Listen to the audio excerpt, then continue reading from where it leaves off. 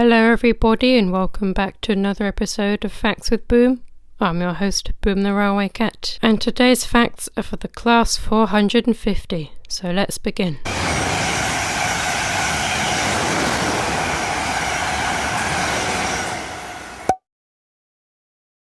The British Rail Class 450 is an electric multiple unit built by Siemens in Krefeld, Germany. They are part of the Siemens Desiro modular train family. The Class 450 is the brother of the Class 444. They entered service with Southwest trains from 2003 to 2006.